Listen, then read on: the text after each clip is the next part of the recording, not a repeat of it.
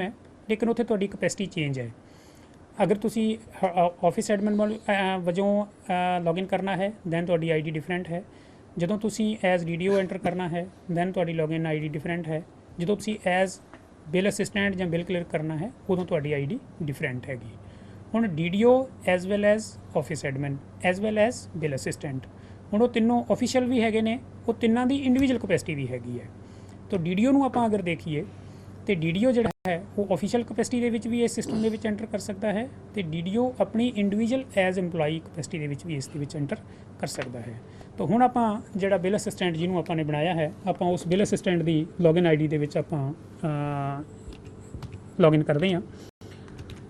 ਇਹ ਇਸ government EMPLOYEE ਨੂੰ ਜਿਹਨੂੰ ਪਰਮਿਸ਼ਨ ਮਿਲੀ ਹੋਈ ਹੈਗੀ ਇਸ ਡਿਪਾਰਟਮੈਂਟ ਦੇ ਪੇਬਲ ਕ੍ਰੀਏਟ ਕਰਨ ਲਈ, ਆਪਾਂ ਉਸ ਦੇ ਲੌਗਇਨ ਆਈਡੀ ਦੇ ਵਿੱਚ ਆਪਾਂ ਹੁਣ ਲੌਗਇਨ ਕਰਨ ਲੱਗੇ ਹਾਂਗੇ।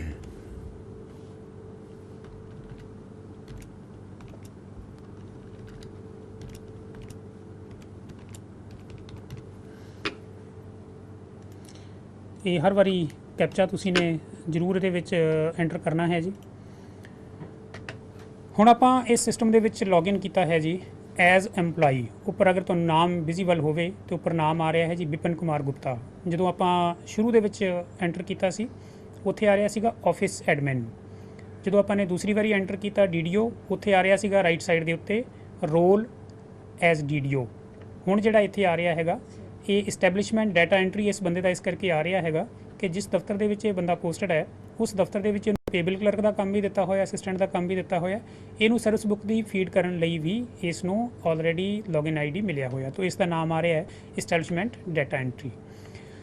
ਤਾਂ ਜਦੋਂ ਡੀਡੀਓ ਨੇ परमिशनस दे दी नेगियां उस गवर्नमेंट एम्पलॉई ਨੂੰ ਤਾਂ ਫਿਰ ਉਸਨੇ ਕਿਹੜੇ ਕੰਮ ਕਰਨੇ ਨੇਗੇ। ਤਾਂ ਉਸ ਸਰ ਇਹਨੂੰ ਜਿਹੜਾ EMPLOYEE ਦਾ ਕੋਡ ਖੋਲ੍ਹਣ ਵਾਸਤੇ ਵੀ ਦੱਸ ਦਿਓ ਨਾ, ਉਹ ਡਿਫਾਲਟ ਪਾਸਵਰਡ ਕੀ। हाँ एक चीज़ रह गई है जी, जगविंदर जी ने याद करवा दी हैगी। ਜਦੋਂ ਕਿਸੇ ਵੀ EMPLOYEE ਨੂੰ ਜਿਹਨੂੰ ਆਪਾਂ ਆਲਰੇਡੀ ਪਰਮਿਸ਼ਨਸ ਦੇ ਦਿੱਤੀਆਂ ਨੇ ਐਜ਼ ਡੀਡੀਓ ਦੇ ਲੌਗਇਨ ਆਈਡੀ ਦੇ ਵਿੱਚੋਂ, ਜਦੋਂ ਉਸਨੇ ਪਹਿਲੀ ਵਾਰੀ ਸਿਸਟਮ ਦੇ ਵਿੱਚ ਲੌਗਇਨ ਕਰਨਾ ਹੈ ਤਾਂ ਉਸ ਦਾ ਜਿਹੜਾ ਯੂਜ਼ਰ ਆਈਡੀ ਹੈ ਦੈਟ ਇਜ਼ ਜਿਹੜਾ ਆਪਾਂ ਦੇਖ ਕੇ ਆਏ ਸੀਗੇ 123818, ਇਸ ਗਵਰਨਮੈਂਟ EMPLOYEE ਦਾ ਜਿਹੜਾ ਨੰਬਰ ਸੀ, ਸੀਰੀਅਲ ਨੰਬਰ ਇਹਨੂੰ ਮਿਲਿਆ unique number in the HRMS system, ਉਹੀ ਉਹਦਾ ਯੂਜ਼ਰ ਆਈਡੀ ਹੈ। ਤੇ ਜਿਹੜਾ ਉਹਦਾ ਪਾਸਵਰਡ ਹੈ ਬਾਈ ਡਿਫਾਲਟ ਉਸ ਗਵਰਨਮੈਂਟ EMPLOYEE ਦੇ ਪਹਿਲੇ ਨਾਮ ਦੇ 3 ਅੱਖਰ, ਪਹਿਲੇ ਨਾਮ ਦੇ 3 ਅੱਖਰ ਉਹਦੇ ਇਨ ਕੈਪੀਟਲ ਫਾਰਮ ਐਂਡ ਨੈਕਸਟ ਹੈ ਜੀ ਉਸ ਦਾ year of birth.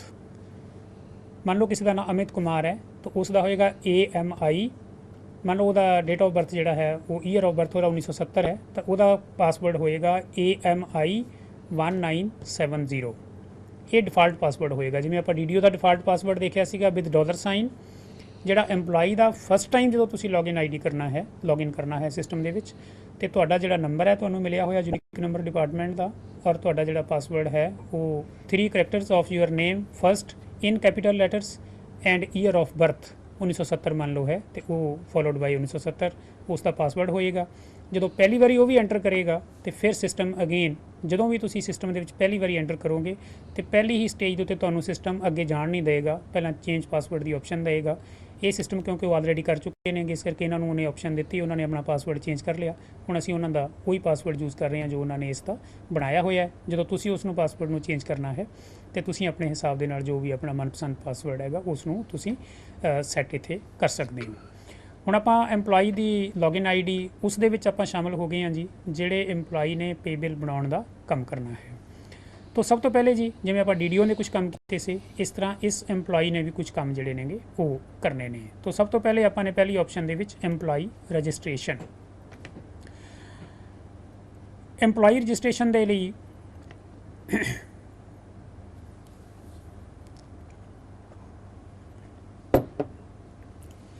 Register new EMPLOYEE आएगा जी। जो तुसीं रजिस्टर न्यू EMPLOYEE करदे होंगे तो ये उपरले पासे कुछ डाटा जिहड़ा हैगा वो तुहाडी सर्विस बुक तो आ जाएगा ऑलरेडी, और इत्थे जिहड़ा हैगा नहीं सॉरी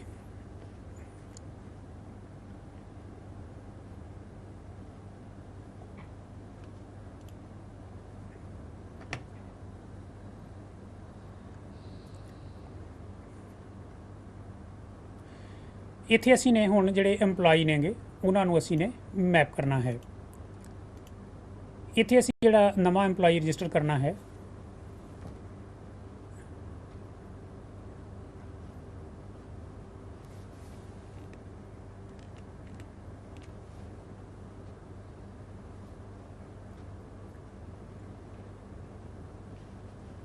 एक सेकंड जी, ਤੁਹਾਨੂੰ ਥੋੜਾ ਜਿਹਾ ਪਲੀਜ਼ ਵੇਟ ਕਰਨਾ ਪੈਣਾ ਹੈਗਾ। ਹਾਂ, ਅਸੀਂ ਆਪਸ਼ਨ ਕਿਸੇ ਦੂਸਰੀ ਚਲੇ ਗਏ ਹਾਂ। ਮੈਂ ਜਿਵੇਂ ਸ਼ੁਰੂ 'ਚ ਗੱਲ ਕੀਤੀ ਸੀ, ਇਹਦਾ ਇਸਟੈਬਲਿਸ਼ਮੈਂਟ ਡਾਟਾ ਐਂਟਰੀ ਆ ਗਿਆ ਸੀਗਾ। ਇਹ ਇਸਟੈਬਲਿਸ਼ਮੈਂਟ ਡਾਟਾ ਐਂਟਰੀ ਜਦੋਂ ਕਿਸੇ ਨਵੇਂ EMPLOYEE ਨੇ ਜੁਆਇਨ ਕੀਤਾ ਹੈ, ਇਹ ਉਹ ਵਾਲੀ ਆਪਸ਼ਨ ਹੈ। ਆਪਣੀ ਆਪਸ਼ਨ ਜਿਹੜੀ ਹੈ ਉਹ ਰਾਈਟ ਸਾਈਡ 'ਤੇ ਹੈਗੀ। ਆਪਣੀ ਆਪਸ਼ਨ ਹੈ ਜੀ ਪੇਰੋਲ ਦੇ ਵਿੱਚ, ਰਾਈਟ ਸਾਈਡ ਦੇ ਉੱਤੇ ਪੇਰੋਲ ਦੇ ਵਿੱਚ ਹੈ ਜੀ ਸੈਲਰੀ ਮਾਸਟਰ। ਤੋਂ ਸਭ ਤੋਂ ਪਹਿਲੇ ਜਿਹੜਾ ਹੈ ਜੀ EMPLOYEE ਦੀ ਬੈਂਕ ਬ੍ਰਾਂਚ ਮਾਸਟਰ, ਇਹ ਆਪਾਂ ਨੇ ਕ੍ਰੀਏਟ ਕਰਨੀ ਹੈ। ਹੁਣ ਇਹ ਬੈਂਕ ਬ੍ਰਾਂਚ ਮਾਸਟਰ ਕੀ ਹੈ ਜੀ? ਬੈਂਕ ਬ੍ਰਾਂਚ ਮਾਸਟਰ ਇਹ ਹੈ ਜੀ ਕਿ ਤੁਹਾਡੇ ਦਫ਼ਤਰ ਦੇ ਵਿੱਚ, ਤੁਹਾਡੇ ਸਕੂਲ ਦੇ ਵਿੱਚ ਆਪਾਂ ਕਹਿ ਸਕਦੇ ਹਾਂ ਕਿ ਅਗਰ 60 EMPLOYEE ਤੈਨਾਤ ਨੇ ਤੇ ਉਹਨਾਂ ਦੀ ਸੈਲਰੀ ਮੋਰ ਦੈਨ 1 ਬੈਂਕ ਜਾਂਦੀ ਹੋਏਗੀ। ਕਿਸੇ ਦੀ ICICI ਜਾਂਦੀ ਹੋਏਗੀ, ਕਿਸੇ ਦੀ ਐਕਸਿਸ ਜਾਂਦੀ ਹੋਏਗੀ, ਕਿਸੇ ਦੀ ਸਟੇਟ ਬੈਂਕ ਆਫ ਇੰਡੀਆ ਜਾਂਦੀ ਹੋਏਗੀ ਜਾਂ ਕਿਤੇ ਹੋਰ ਜਾਂਦੀ ਹੋਏਗੀ। ਤੋ ਬਹੁਤ ਲੰਬੀ ਲਿਸਟ ਹੈ ਜਿਹੜੀ ਬੈਂਕਸ ਦੀ ਹੈਗੀ ਤੇ ਆਪਾਂ ਨੇ ਸਿਰਫ ਉਹ ਬੈਂਕਸ ਜਿਨ੍ਹਾਂ ਦੇ ਵਿੱਚ ਆਪਾਂ ਪੇ ਬਣਾਉਣੇ ਆਂਗੇ, ਆਪਾਂ ਉਹਨਾਂ ਨੂੰ ਇੱਥੋਂ ਸਰਚ ਕਰਨਾ ਹੈਗਾ। ਇੱਥੇ ਅਗਰ ਤੁਸੀਂ ਕਿਸੇ ਬੈਂਕ ਦਾ IFSC ਕੋਡ ਪਾਉਣਾ ਹੈ, ਇਹ ਸਾਰੇ ਕਾਲਮ ਮੈਂਡੇਟਰੀ ਨੇਗੇ, ਲੇਕਿਨ ਇਹ ਸਾਰੇ ਕਾਲਮ ਮੈਂਡੇਟਰੀ ਦੀ ਬਜਾਏ ਤੁਸੀਂ ਸਿਰਫ IFSC ਕੋਡ ਪਾਉਣਾ ਹੈ। ਜਿਵੇਂ ਆਪਾਂ ਐਕਸਿਸ ਬੈਂਕ ਦਾ ਅਗਰ ਮੇਰੇ ਪਾਸ ਇੱਕ ਕੋਡ ਹੈ UTIB 1 2 3 4 5 UTIB 5 times 0 and 85, ਇਹਨੂੰ ਅਗਰ ਤੁਸੀਂ ਸਰਚ ਕਰੋਗੇ ਤੇ ਉਹ automatically Axis bank SCF 117 face 7 SCS Nagar Mohali, ਇੱਥੋਂ ਦਾ ਇਹ ਕੋਡ ਜਿਹੜਾ ਹੈ ਬੈਂਕ ਜਿਹੜਾ ਹੈ ਇਹ IFSC ਕੋਡ ਤੋਂ ਆਟੋਮੈਟਿਕਲੀ ਤੁਹਾਨੂੰ ਮਿਲ ਜਾਏਗਾ। ਤੋ ਜਿੰਨੇ ਵੀ ਬੈਂਕ ਦੇ ਵਿੱਚੋਂ ਆਪਣੀ ਸੈਲਰੀ ਮਿਲਦੀ ਹੈ, ਤੁਹਾਨੂੰ ਬਾਕੀ ਸਾਰੇ ਕਾਲਮ ਭਰਨ ਦੀ ਲੋੜ ਨਹੀਂ, ਸਿਸਟਮ ਨੇ ਆਪੇ ਭਰ ਲੈਣੇ ਨੇਗੇ। ਤਾਂ ਤੁਸੀਂ ਸਿਰਫ ਉਹਦਾ IFSC ਕੋਡ ਜਿਹੜਾ ਹੈ ਇੱਥੇ ਉਹ ਐਂਟਰ ਕਰਨਾ ਹੈਗਾ। ਸਰਚ ਕਰੋਗੇ ਤੁਹਾਨੂੰ ਬੈਂਕ ਨਾਮ ਮਿਲ ਜਾਏਗਾ। ਇਹ ਲਿਸਟ ਜਿਹੜੀ ਹੈ ਇਹ RBI ਵੱਲੋਂ ਜਿਹੜੀ IFSC ਕੋਡ ਦੀ ਲਿਸਟ ਜਿਹੜੀ ਹੈ ਜਾਰੀ ਕੀਤੀ ਗਈ ਹੈ, ਉੱਥੋਂ ਉਠਾਇਆ ਗਿਆ ਹੈਗਾ। 99.9% ਸਾਰੀਆਂ ਬੈਂਕਸ ਇਹਦੇ ਵਿੱਚ ਇਨਕਲੂਡਡ ਨੇ, ਬਟ ਜੇ ਕੋਈ ਬ੍ਰਾਂਚ ਕਿਤੇ ਨਵੀਂ ਐਡ ਹੋਈ ਹੈ ਜਾਂ ਉਹਦਾ ਕੋਈ IFSC ਕੋਡ ਨਵਾਂ ਹੋਇਆ ਹੈਗਾ, ਅਗਰ ਉਹ ਇੱਥੇ ਨਾ ਹੋਵੇ ਤੇ ਅਗੇਨ ਜਿਹੜੀਆਂ ਵੀ ਚੀਜ਼ਾਂ ਆਪਾਂ ਇਸ ਸਿਸਟਮ ਦੇ ਵਿੱਚ ਦੇਖਾਂਗੇ ਕਿ ਸਾਨੂੰ ਅਵੇਲੇਬਲ ਨਹੀਂ ਹੈ, ਉਹ ਤੁਸੀਂ ਆਪਣੇ office admin and then departmental admin ਦੇ ਥਰੂ ਫਾਈਨੈਂਸ ਡਿਪਾਰਟਮੈਂਟ ਦੇ ਨਾਲ ਟੇਕ ਅਪ ਕਰ ਸਕਦੇ ਹੋ ਔਰ ਅਸੀਂ ਉਸ ਨੂੰ ਵੈਰੀਫਾਈ ਕਰਕੇ ਇਸ ਸਿਸਟਮ ਦੇ ਵਿੱਚ ਬਾਅਦ ਦੇ ਵਿੱਚ ਐਡ ਜਿਹੜਾ ਹੈ ਉਹ ਅਸੀਂ ਕਰ ਦਿਆਂਗੇ। ਤੋ ਇਸੇ ਤਰ੍ਹਾਂ ਕਰਕੇ ਅਸੀਂ ਇੱਕ ਇੱਕ ਕਰਕੇ ਤੋਂ ਸਬਮਿਟ ਅਸੀਂ ਕਰਦੇ ਜਾਵਾਂਗੇ ਔਰ ਇਹ ਬੈਂਕ ਬ੍ਰਾਂਚ ਜਿਹੜੀ ਹੈ ਉਹ ਸਾਡੇ DDO ਦੇ ਨਾਲ ਮੈਪ ਹੁੰਦੀ ਜਾਏਗੀ। 1 2 3 4 5 ਜਿੰਨੀਆਂ ਵੀ ਅਸੀਂ ਬੈਂਕਸ ਦੇ ਵਿੱਚ ਸੈਲਰੀ ਭੇਜਦੇ ਹਾਂ, ਉਹ ਸਾਰੀਆਂ ਬੈਂਕਸ ਜਿਹੜੀਆਂ ਨੇਗੀਆਂ ਇੱਥੋਂ ਤੁਹਾਨੂੰ ਐਡ ਕਰਨੀਆਂ ਨੇ। ਜਦੋਂ ਇਸ ਦਫ਼ਤਰ ਦਾ ਆਪਾਂ ਅਗਰ ਦੇਖੀਏ, ਇਹਨਾਂ ਨੇ ਇਹ ਵਾਲੀਆਂ 5-6 ਬੈਂਕਸ ਜਿਹੜੀਆਂ ਨੇਗੀਆਂ ਇਹਨਾਂ ਨੂੰ ਇਹਨਾਂ ਨੇ ਮੈਪ ਕੀਤਾ ਜਿਨ੍ਹਾਂ ਦੇ ਵਿੱਚ ਇਹ ਸੈਲਰੀ ਜਿਹੜੀ ਹੈਗੀ ਉਹ ਜਾ ਰਹੀ ਹੈਗੀ। ਤਾਂ ਸਭ ਤੋਂ ਪਹਿਲਾ ਕੰਮ ਸੀਗਾ ਜੀ ਆਪਾਂ ਨੇ ਪੇਰੋਲ ਦੇ ਵਿੱਚੋਂ ਬੈਂਕ ਅਪਡੇਟ ਕੀਤਾ ਹੈ।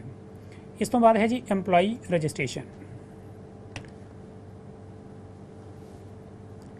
ਹਾਂ, ਇਸ EMPLOYEE ਰਜਿਸਟ੍ਰੇਸ਼ਨ ਦੇ ਵਿੱਚ ਅਸੀਂ ਇਹ ਦਫ਼ਤਰ ਦਾ ਨਾਮ ਆਟੋਮੈਟਿਕਲੀ ਆ ਜਾਣਾ ਜੀ, ਜਿਹੜੇ ਵੀ ਆਫਿਸ ਦੇ ਵਿੱਚ ਅਸੀਂ ਬੈਠੇ ਆਂਗੇ। ਇੱਥੇ ਆਏਗਾ ਜੀ EMPLOYEE ਨੇਮ, ਇੱਥੇ ਆਪਾਂ ਜਿਵੇਂ ਉੱਦਾਂ ਹੀ ਪਾਇਆ ਇਹ ਨਾਮ ਦਿਖਾ ਦੇਗਾ ਜੀ ਤੁਹਾਨੂੰ। ਜਿਹੜੇ EMPLOYEE ਤੁਹਾਡੇ ਦੇ ਕੋਲ ਹੈਗੇ ਨੇਗੇ ਉਹਨਾਂ 'ਚ ਜਿਹੜੇ ਵੀ EMPLOYEE ਨੂੰ ਤੁਸੀਂ ਨੇ ਸਿਲੈਕਟ ਕਰਨਾ। ਪਹਿਲੇ 3 ਅੱਖਰ ਅਸੀਂ ਨੇ ਪਾਏ, ਜਿਵੇਂ ਇਹਦਾ ਨਾਮ ਪ੍ਰਿਤਪਾਲ ਸਿੰਘ ਹੈ, 1 2 3 ਪਾਇਆ ਤਾਂ ਵੀ ਪ੍ਰਿਤਪਾਲ ਸਿੰਘ ਉਹਨਾਂ ਨੇ ਚੁੱਕ ਲਿਆ ਹੈਗਾ। ਲੇਕਿਨ ਜੇ ਅਸੀਂ ਇਸ ਨੂੰ PRI ਪਾਵਾਂਗੇ ਤਾਂ ਫਿਰ ਇਹ ਪ੍ਰਿਤਪਾਲ ਸਿੰਘ, ਇਕੱਲਾ ਪ੍ਰਿਤਪਾਲ ਸਿੰਘ ਜਿਹੜਾ ਹੈ ਉਹ ਆ ਜਾਏਗਾ। ਜਦੋਂ ਤੁਸੀਂ ਇੱਥੋਂ ਗੋ ਕਰੋਗੇ ਤਾਂ ਉਸ EMPLOYEE ਦੀ ਜਿਹੜੀ ਡਿਟੇਲ ਹੈ ਉਹ ਆ ਜਾਏਗੀ ਔਰ ਉਸ ਡਿਟੇਲ ਦੇ ਵਿੱਚ ਆਪਾਂ ਨੇ ਹਾਂ ਮੰਨ ਲਓ ਇਸ ਦਾ ਅਸੀਂ ਨੇ ਪ੍ਰਿਤਪਾਲ ਸਿੰਘ ਦਾ ਨਾਮ ਲਿਆ, ਫਿਰ ਉਹਦੀਆਂ ਇਹ ਚੀਜ਼ਾਂ ਜਿਹੜੀਆਂ ਨੇ ਉਹ ਆਪਾਂ ਨੇ ਐਂਟਰ ਕਰਨੀਆਂ ਨੇ। ਕੁਝ ਚੀਜ਼ਾਂ ਉਸ ਦੀਆਂ ਜਿਹੜੀਆਂ ਇਹ ਵਾਲੀਆਂ ਨੇ ਇਹ ਸਾਰੀਆਂ ਆਟੋਮੈਟਿਕਲੀ ਸਰਵਿਸ ਬੁੱਕ ਦੀ ਡਾਟਾ ਐਂਟਰੀ ਤੋਂ ਇਹ ਸਾਰੀਆਂ ਚੀਜ਼ਾਂ ਆਲਰੇਡੀ ਆ ਜਾਣਗੀਆਂ। ਅਸੀਂ ਉਹਦੇ ਵਿੱਚ ਕੀ ਕਰਨਾ ਹੈ, ਸੈਲਰੀ ਰਿਲੇਟਡ ਇਨਫੋਰਮੇਸ਼ਨ ਜਿਹੜੀ ਹੈ ਉਹ ਅਸੀਂ ਨੇ ਅਪਡੇਟ ਕਰਨੀ ਹੈ। ਸੈਲਰੀ ਰਿਲੇਟਡ ਦੇ ਵਿੱਚ ਹੁਣ ਇੱਥੇ ਜਾਂਦਾ ਸੀਗਾ ਬਿੱਲ ਨੇਮ। ਇਸ ਗਵਰਨਮੈਂਟ EMPLOYEE ਦਾ ਬਿੱਲ ਜਿਹੜਾ ਹੈ ਉਹ ਕਿਹੜੇ ਬਿੱਲ ਦੇ ਵਿੱਚ ਬਣਦਾ ਹੈ? ਉਹ ਬਿੱਲ ਕਿਹੜਾ ਹੋਏਗਾ ਜੀ, ਜਿਹੜਾ ਆਪਾਂ ਆਲਰੇਡੀ ਪਿੱਛੇ ਆਪਾਂ ਬਿੱਲਾਂ ਦੇ ਨੇਮ ਕ੍ਰੀਏਟ ਕਰਕੇ ਆਏ ਆਂਗੇ। तो गजटेड ਦੇ ਵਿੱਚ ਬਣਨਾ ਹੈ, ਗਜ਼ਟਡ A ਕਲਾਸ ਦੇ ਵਿੱਚ ਬਣਨਾ ਹੈਗਾ, ਕਿਉਂਕਿ ਇਹ ਗਜ਼ਟਡ ਆਫੀਸਰ ਹੈਗਾ। ਇਸ ਕਰਕੇ ਗਜ਼ਟਡ ਵਾਲੇ ਜਿਹੜੇ ਹੋਣਗੇ ਸਿਰਫ ਉਹਨਾਂ ਨੂੰ ਹੀ, ਕਿਉਂਕਿ ਆਲਰੇਡੀ ਮੈਪ ਹੋ ਚੁੱਕੇ ਨੇਗੇ, ਇੱਥੇ ਉਹਨਾਂ ਨੂੰ ਕੇਵਲ ਦਿਖਾਏਗਾ। ਇਹ ਆਪਣੇ ਕੇਸ ਦੇ ਵਿੱਚ ਇੱਥੇ ਸਾਰੇ ਜਿੰਨੇ ਬਿੱਲ ਅਸੀਂ ਕ੍ਰੀਏਟ ਕੀਤੇ ਨੇਗੇ ਉਹ ਦਿਖਾਏਗਾ ਤੇ ਸਾਨੂੰ ਪਤਾ ਹੈ ਅਸੀਂ ਇਸ ਨੂੰ ਕਿਹੜੇ ਬਿੱਲ ਦੇ ਨਾਲ ਮੈਪ ਕਰਨਾ ਹੈਗਾ। ਅਸੀਂ ਉਸ ਦੀ ਰਜਿਸਟ੍ਰੇਸ਼ਨ ਉਸ ਬਿੱਲ ਦੇ ਵਿੱਚ ਕਰਨੀ ਹੈ, ਫਿਰ ਉਹਦਾ ਪੈਨ ਨੰਬਰ ਭਰਨਾ ਹੈ, ਫਿਰ ਉਹਦਾ ਪੇ ਸਕੇਲ ਭਰਨਾ ਹੈ, ਪੇ ਕਮਿਸ਼ਨ, ਪੇ ਸਕੇਲ ਜਿਹੜੀਆਂ ਨੇਗੀਆਂ, ਇਹ ਸਾਰੀਆਂ ਚੀਜ਼ਾਂ ਜਦੋਂ ਅਸੀਂ ਉੱਥੋਂ ਮੈਪ ਕੀਤੀਆਂ ਨੇ, ਇਹ ਸਾਰੀਆਂ ਚੀਜ਼ਾਂ ਸਾਨੂੰ ਮਿਲ ਜਾਣਗੀਆਂ। ਰੂਰਲ ਏਰੀਆ ਅਲਾਊਂਸ, NPA ਉਹਨੂੰ ਮਿਲਦਾ ਹੈ ਕਿ ਨਹੀਂ ਮਿਲਦਾ ਹੈ, ਰਿਸਕ ਅਲਾਊਂਸ ਹੈ, IFSC ਕੋਡ। ਇੱਥੇ IFSC ਕੋਡ ਜਦੋਂ ਆਪਾਂ ਇਹਨੂੰ ਕਲਿੱਕ ਕਰਾਂਗੇ, ਇੱਥੇ IFSC ਕੋਡ ਉਹੀ ਆਣਗੇ ਜਿਹੜੇ ਆਪਾਂ ਪਿੱਛੇ 2 3 4 5 ਜਾਂ 6 ਜਿਹੜੀਆਂ ਬੈਂਕਸ ਆਪਾਂ ਸਿਲੈਕਟ ਕਰਕੇ ਆਏ ਹਾਂ। ਹੁਣ ਜਿਹੜੀ ਵੀ ਆਪਾਂ ਬੈਂਕ ਸਿਲੈਕਟ ਕਰਾਂਗੇ, ਉਸ ਬੈਂਕ ਦੇ ਹੇਠਾਂ ਉਸ ਦਾ bank account number and bank branch system ਨੇ ਆਪੇ ਲੈ ਲੈਣੀ ਹੈ। ਅਸੀਂ ਉਸ ਦਾ ਬੈਂਕ ਅਕਾਊਂਟ ਨੰਬਰ ਜਿਹੜਾ ਹੈ ਉਹ ਆਪਾਂ ਨੇ ਇੱਥੇ ਅਪਡੇਟ ਕਰਨਾ ਹੈ। ਸਬਮਿਟ ਕਰੋਗੇ ਤਾਂ ਇੱਕ ਇੱਕ ਕਰਕੇ EMPLOYEE ਦੀ ਰਜਿਸਟ੍ਰੇਸ਼ਨ ਜਿਹੜੀ ਆ for the purpose of payroll ਇਹ ਸਾਨੂੰ ਨਜ਼ਰ ਆਏਗੀ। ਉੱਥੇ ਅਸੀਂ ਇੱਕ ਇੱਕ ਕਰਕੇ ਉਸ ਦੀ ਜਿਹੜੀ ਹੈਗੀ ਮੈਪਿੰਗ ਬਿਲ ਅਸਿਸਟੈਂਟ ਵੱਲੋਂ ਕੀਤੀ ਜਾਣੀ ਹੈ। EMPLOYEE ਰਜਿਸਟ੍ਰੇਸ਼ਨ ਦੇਖ ਲਿਆ ਜੀ।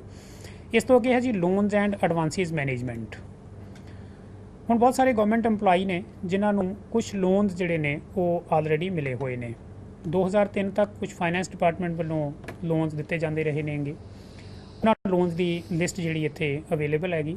ਉਸ ਲੋਨ ਦੀ ਕੈਟੇਗਰੀ ਜਿਹੜੀ ਹੈਗੀ ਉਹ EMPLOYEE ਨੂੰ ਆਪਾਂ ਇੱਥੇ EMPLOYEE ਨੂੰ ਕਿਹੜਾ ਲੋਨ ਮਿਲਿਆ ਹੋਇਆ, ਉਹਦੀ ਸੈਂਕਸ਼ਨ ਨੰਬਰ ਕੀ ਸੀ, ਸੈਂਕਸ਼ਨ ਡੇਟ ਕਦੋਂ ਸੀਗਾ, ਕਿਹੜੀ ਅਥਾਰਟੀ ਨੇ, ਬਿੱਲ ਨੰਬਰ ਕਿੰਨਾ ਬਣਿਆ ਸੀ, ਬਿੱਲ ਡੇਟ ਹੈ, ਵਾਊਚਰ ਨੰਬਰ ਹੈ, ਵਾਊਚਰ ਡੇਟ ਹੈ, ਕਟ ਆਫ ਡੇਟ ਹੈ ਜੀ ਕਿ ਅਸੀਂ ਹੁਣ ਤੱਕ ਇਸ ਲੋਨ ਦੇ ਅਗੇਂਸਟ ਕਿੰਨੀ ਅਮਾਊਂਟ ਜਿਹੜੀ ਹੈ ਉਹ ਅਸੀਂ ਇਹਦੇ ਵਿੱਚੋਂ ਡਿਡਕਟ ਕਰ ਚੁੱਕੇ ਹਾਂਗੇ ਔਰ ਉਸ ਡਿਡਕਟ ਕੀਤੀ ਹੋਈ ਅਮਾਊਂਟ ਨੂੰ ਅਸੀਂ ਇੱਥੇ ਭਰਾਂਗੇ ਤੇ ਉਸ ਤੋਂ ਅੱਗੇ ਜਿਹੜਾ ਹੈ ਜਦੋਂ ਅਸੀਂ ਆਨਲਾਈਨ ਕੰਪਿਊਟਰ ਦੇ ਤੋਂ HRMS ਦੇ ਵਿੱਚੋਂ ਬਿੱਲ ਬਣਾ ਰਹੇ ਹਾਂ ਤੇ ਇਸ ਤੋਂ ਬਾਅਦ ਦਾ ਜਿਹੜਾ ਹਿਸਾਬ ਹੈ ਉਹ ਸਿਸਟਮ ਆਟੋਮੈਟਿਕਲੀ ਇੱਥੇ ਰੱਖੇਗਾ।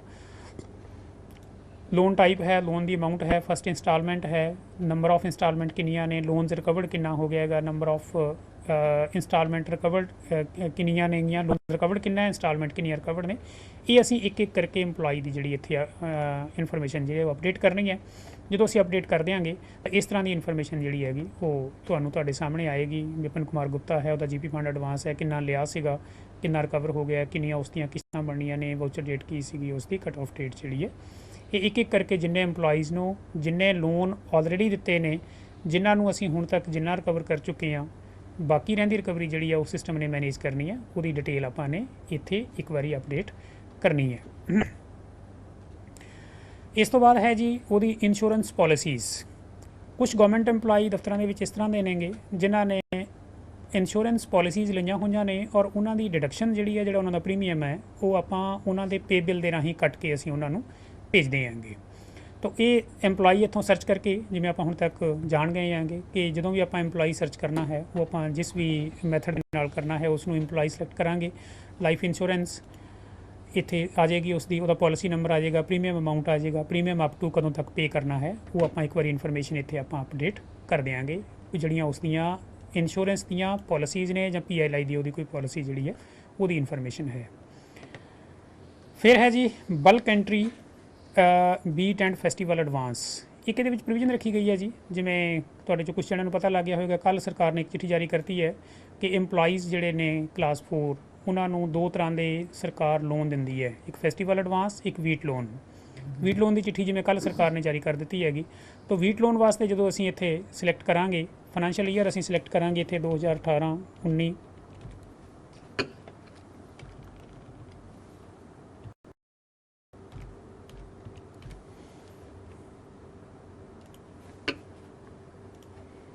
ਚਲੋ ਆਪਾਂ ਆਲਰੇਡੀ ਕਿਤੇ ਦੇਖ ਲੈਂਦੇ ਹਾਂ। ਇਹਦੇ ਵਿੱਚ ਅਜੇ ਆਏ ਨਹੀਂ ਹੈ ਕਿਉਂਕਿ ਹੁਣ ਜਦੋਂ ਕੱਲ੍ਹ ਤੋਂ ਬਾਅਦ ਜਦੋਂ ਇਹ ਲੈਟਰ ਆ ਗਈ ਹੈਗੀ ਤੇ ਲੈਟਰ ਦੇ ਨਾਲ ਹਾਂ ਇਹ EMPLOYEE ਆ ਗਈ ਹੈ ਜੀ। ਇਹ EMPLOYEE ਨੇ। ਇਹਨਾਂ EMPLOYEES ਦੇ ਵਿੱਚੋਂ ਅਸੀਂ ਸਿਲੈਕਟ EMPLOYEE ਕਰਕੇ ਅਸੀਂ ਸਾਰੇ EMPLOYEES ਨੂੰ ਅਸੀਂ ਵੀਟ ਐਡਵਾਂਸ ਦੇਣਾ ਹੈ ਜਾਂ ਸਾਰੇ EMPLOYEE ਦੇ ਵਿੱਚੋਂ ਕੋਈ ਇੱਕ ਅੱਧੇ ਨੂੰ ਕਿਸੇ ਨੂੰ ਨਹੀਂ ਦੇਣਾ ਹੈ। ਉਹ ਕਿਸ ਕਰਕੇ ਹੋ ਸਕਦਾ ਹੈਗਾ, ਕਈ ਵਾਰੀ ਇਸ ਤਰ੍ਹਾਂ ਦੀ ਪੋਜੀਸ਼ਨ ਹੁੰਦੀ ਹੈ ਕਿ ਇਸ ਪੀਰੀਅਡ ਦੇ ਦੌਰਾਨ ਜਦੋਂ ਅਸੀਂ ਇਸ ਦੇ ਵਿੱਚ ਐਂਟਰੀ ਕੀਤੀ ਸੀਗੀ ਉਦੋਂ ਗਵਰਨਮੈਂਟ EMPLOYEE ਕਲਾਸ 4 ਸੀਗਾ, ਬਾਅਦ ਦੇ ਵਿੱਚ ਉਹ ਗਵਰਨਮੈਂਟ EMPLOYEE ਜਿਹੜਾ ਉਹ ਪ੍ਰਮੋਟ ਹੋ ਗਿਆ ਹੈਗਾ ਤੇ ਹੁਣ ਉਹ ਇੱਥੇ ਐਲੀਜੀਬਲ ਜਿਹੜਾ ਹੈ ਇਸ ਪਰਪਸ ਦੇ ਲਈ ਨਹੀਂ ਹੈ। ਤਾਂ ਉਹਨਾਂ ਨੂੰ ਜੇ ਅਸੀਂ ਬਲਕ ਐਂਟਰੀ ਕਰਨੀ ਹੈ ਇੱਥੋਂ ਕਿ ਸਾਰਿਆਂ ਨੂੰ ਅਸੀਂ ਦੇਣਾ ਹੈ ਜਾਂ ਅੱਧਿਆਂ ਨੂੰ ਦੇਣਾ ਹੈ ਜਾਂ ਕਿਸੇ ਇੱਕ ਨੂੰ ਦੇਣਾ ਹੈ, ਉਹ ਅਸੀਂ ਇੱਥੋਂ ਬਲਕ ਐਂਟਰੀ ਜਿਹੜੀ ਆਫ ਦੀ ਐਡਵਾਂਸਿਸ ਦੋਨੋਂ ਤਰ੍ਹਾਂ ਦੇ ਐਡਵਾਂਸ ਅਸੀਂ ਇੱਥੋਂ ਕਰ ਸਕਦੇ ਹਾਂਗੇ। ਅਗਲੀ ਆਪਸ਼ਨ ਇਹਦੇ ਵਿੱਚ ਹੈ ਜੀ ਬਿਲ ਵਾਈਜ਼। ਇੱਕ ਹੈ ਜੀ ਸਟਾਪ ਰਿਵੋਕ ਸੈਲਰੀ, ਇੱਕ ਆਪਸ਼ਨ ਹੈਗੀ ਹੈ।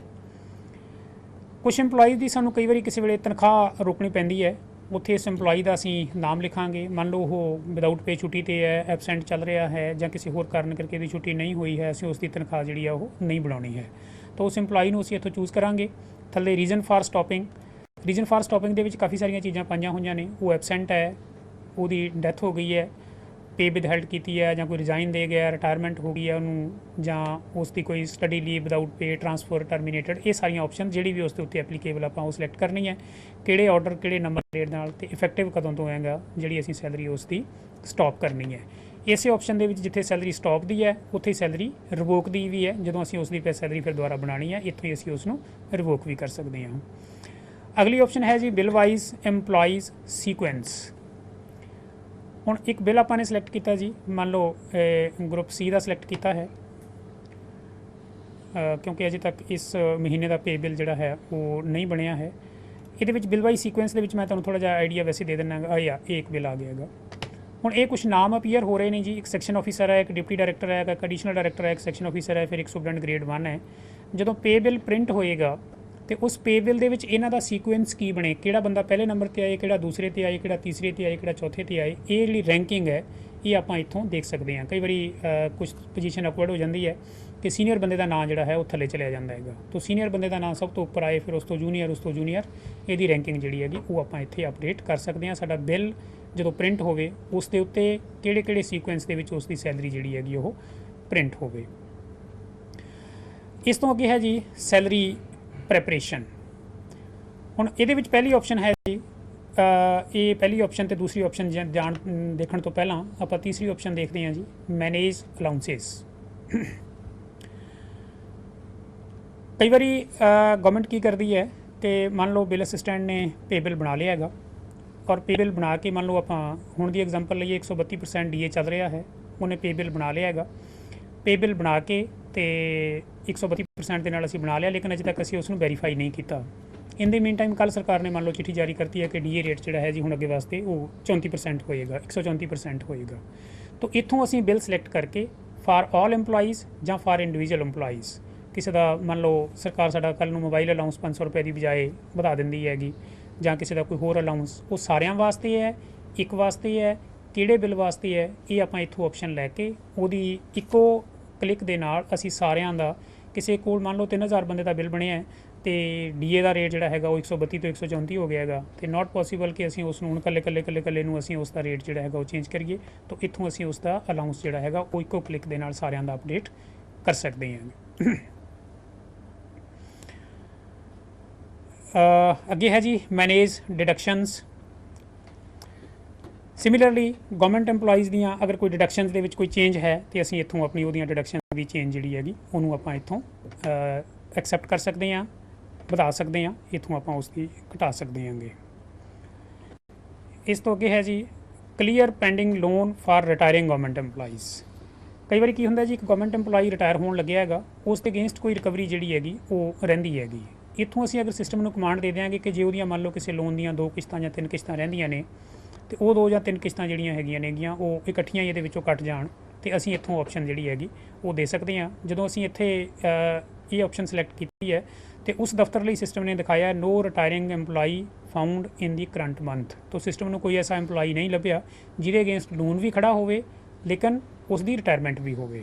ਨਾਰਮਲ ਤੌਰ 'ਤੇ ਹਰੇਕ ਲੋਨ ਇਸ ਤਰੀਕੇ ਨਾਲ ਮੈਨੇਜ ਕੀਤਾ ਹੁੰਦਾ ਹੈਗਾ ਕਿ ਉਸ ਗਵਰਨਮੈਂਟ EMPLOYEE ਦੇ ਰਿਟਾਇਰਮੈਂਟ ਤੋਂ ਪਹਿਲਾਂ ਉਹ ਸਾਰੇ ਲੋਨ ਜਿਹੜੇ ਨੇਗੇ ਉਹ ਕਲੀਅਰ ਹੋ ਜਾਣ। ਬਟ ਇਨ ਐਨੀ ਕੇਸ ਕਿਸੇ ਗਵਰਨਮੈਂਟ EMPLOYEE ਨੇ ਕੋਈ ਵਲੰਟਰੀ ਰਿਟਾਇਰਮੈਂਟ ਲੈ ਲਈ ਜਾਂ ਕਿਸੇ ਹੋਰ ਕਾਰਨ ਕਰਕੇ ਅਸੀਂ ਉਸ ਦੀ ਅਗਰ ਪਹਿਲਾਂ ਹੀ ਕਲੀਅਰ ਕਰਨਾ ਚਾਹੁੰਦੇ ਹਾਂਗੇ ਜਾਂ ਉਸ ਦੀ ਰਿਟਾਇਰਮੈਂਟ ਆ ਗਈ ਲੇਕਿਨ ਉਸ ਦਾ ਕੋਈ ਅਮਾਊਂਟ ਬਕਾਇਆ ਰਹਿੰਦਾ, ਤਾਂ ਸਿਸਟਮ ਸਾਨੂੰ ਇੱਥੇ ਉਸ ਦੀ ਇੰਡੀਕੇਸ਼ਨ ਜਿਹੜੀ ਹੈਗੀ ਉਹ ਸਾਨੂੰ ਦੇਵੇਗਾ, ਔਰ ਅਸੀਂ ਸਿਸਟਮ ਨੂੰ ਡਾਇਰੈਕਟ ਕਰ ਸਕਦੇ ਹਾਂ ਕਿ ਉਸ ਦੀ ਸਾਰੀ ਅਮਾਊਂਟ ਜਿਹੜੀ ਹੈ ਉਹ ਇਸੇ ਸੈਲਰੀ ਦੇ ਵਿੱਚੋਂ ਕਲੀਅਰ ਕਰ ਦਿੱਤੀ ਜਾਵੇ। ਅਪਲਾਈ DA ਨਿਊ ਰੇਟ, ਇਹ ਆਪਾਂ ਨੇ ਗੱਲ ਆਲਰੇਡੀ ਕਰ ਲਈ ਹੈ ਜੀ। ਹੁਣ ਆਪਾਂ ਆਉਂਦੇ ਹਾਂ ਜੀ ਸੈਲਰੀ ਬਿੱਲ ਅਪਡੇਟ। ਇੱਥੇ 2 ਆਪਸ਼ਨਸ ਨੇ ਜੀ, ਜਨਰੇਟ ਅਪਡੇਟ ਸੈਲਰੀ ਔਰ ਦੂਸਰੀ ਆਪਸ਼ਨ ਹੈ initiate salary processing for next month. ਤਾਂ ਜਿਹੜੇ ਵੀ ਆਪਾਂ ਪਹਿਲੀ ਵਾਰੀ ਹੁਣ ਬਿੱਲ ਬਣਾ ਰਹੇ ਹਾਂ ਅਤੇ ਆਪਾਂ ਉੱਥੇ ਪਹਿਲੀ ਆਪਸ਼ਨ ਯੂਜ਼ ਕਰਾਂਗੇ। ਪਹਿਲੀ ਆਪਸ਼ਨ ਅਗਰ ਆਪਾਂ ਉਹਦੇ ਵਿੱਚੋਂ ਚੂਜ਼ ਕਰਦੇ ਹੈਗੇ ਅਤੇ ਫਿਰ ਸਾਡੇ ਕੋਲ ਇੱਥੇ ਬਿੱਲ ਦਾ ਮੰਥ ਆ ਰਿਹਾ ਹੈਗਾ,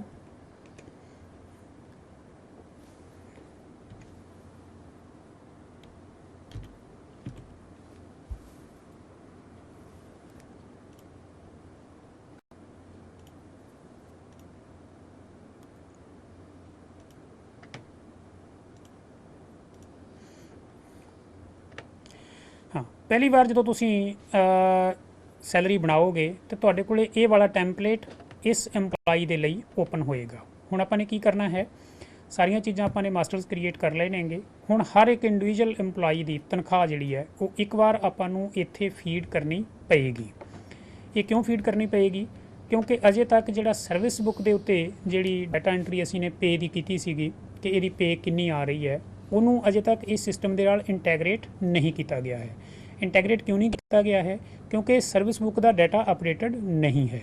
तो इस करके फिलहाल ऑप्शन ये दे दी गई हैगी कि हर एम्पलॉई, क्योंकि ई सैलरी मॉड्यूल पहले रोल आउट हो गया है सर्विस बुक की अपडेशन तो पहला, इस करके फिलहाल असी इत्थे दी मैनुअल डाटा एंट्री जी है वो करांगे। असी उसकी बेसिक पे भरांगे जी, वो ग्रेड पे भरांगे, वो IR जी है वो सिस्टम ने आटोमैटिकली 5% कैलकुलेट कर देनी है, वो टोटल आ जाएगा, वो DA वगैरह आप सिस्टम कैलकुलेट कर देगा। उसकी जोड़े बाकी दे अलाउंसिस ने, कुछ अलाउंसिस ये जोड़े ने वो प्रेजेंटली मैनुअल भरन लई ऑप्शन जी है वो दी गई है। तो एक बार असी वो सारे जोड़े मैनुअल भरन वाले हैगे नेगे उन्होंने आपने भर लेना हैगा।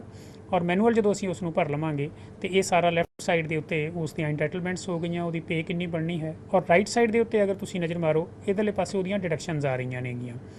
तो ਜਿਹੜੀਆਂ भी डिडक्शनस असी ने उसदियां करनियां नेगियां, ये डिडक्शनस इत्थे कई बार की हुंदा असी जो इत्थे बिल बनाउण लगदे हां ते असी ये महसूस करते हैं कि साडी एक डिडक्शन है लेकिन इत्थे सिस्टम दे विच वो अपीयर नहीं हो रही है। वो क्यों नहीं अपीयर हो रही? क्योंकि आप जो तुहानूं याद होएगा असी शुरू दे विच एक टैंपलेट क्रिएट कीता सीगा। जिहड़ा टैंपलेट क्रिएट कीता सी उत्थे असी कुछ डिडक्शन जिहड़ियां ने उन्हां नूं लैफ्ट साइड तो राइट साइड ते लैके गए सीगे।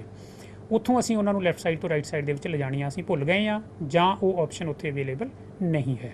तो अगर किसी की डिडक्शन जां किसी का कोई अलाउंस इत्थे नहीं आ रहा तो वो असी मास्टर दे विच दुबारा देखा असी उत्थे मास्टर दे विच उसनूं असी ने अपडेट किया सी जां नहीं किया सी। अगर अपडेट नहीं किया है तो असी हुण अपडेट करके इत्थे वो ऑप्शन जिहड़ी साडे कोले आएगी। तो बेसिक पे ग्रेड पे पाओगे, सिस्टम ने IR DA आटोमैटिकली कैलकुलेट कर देना है, हाउस रेंट आटोमैटिकली क्रिएट कर देना है, जे किसी का रूरल एरिया अलाउंस वो भी क्रिएट कर देना है। बाकी के अलाउंसिस जोड़े है वो आप इतने फीड कर देंगे। सिमिलरली उसकी डिडक्शन फीड कर देंगे तो सिस्टम ने थोड़ी लैफ्ट साइड के उत्ते टोटल सैलरी, राइट साइड के उत्ते थोड़ियां total deductions and net payable amount जी है वो दिखा देनी हैगी। इत्थे एक ऑप्शन होर है, अगर तुहानूं इत्थों विजिबल होवे इस थां दे उत्ते एबसेंट पे डेज़। कई बार असी किसी गवर्नमेंट एम्पलॉई की पे जी है वो कुछ नंबर ऑफ डेज़ के लिए नहीं बनानी है। मान लो कोई एबसेंट है, मान लो किसी की 25 दिन की तनख्वाह बननी हैगी तो असी इत्थे 5 दिन जोड़े ने वो माइनस कर देंगे। एबसेंट वो 5 दिन है, 25 दिन 30 का महीना है तो 25 दिन की वो पे जी हैगी वो उसकी क्रिएट हो जाएगी। तो जे किसी की आपने कोई डिडक्ट नहीं करनी है, नंबर ऑफ डेज़ वो एबसेंट ने वो 0 नेंगे और वो पे जी हैगी वो टोटल मंथ की पे जी हैगी वो अवेलेबल होएगी।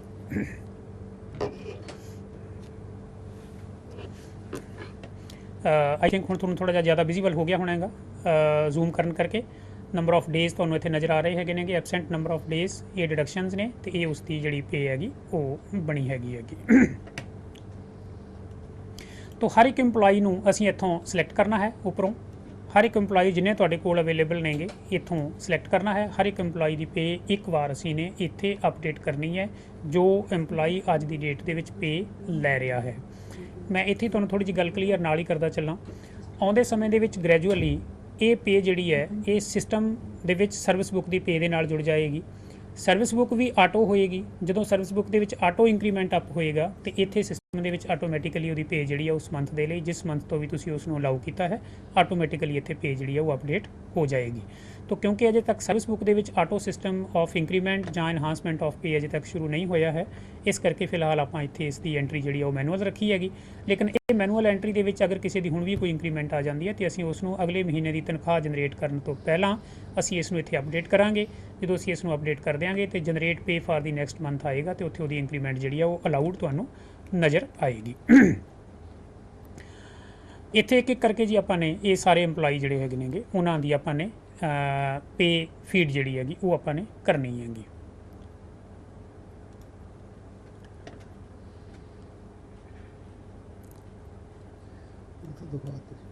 ये हो गया।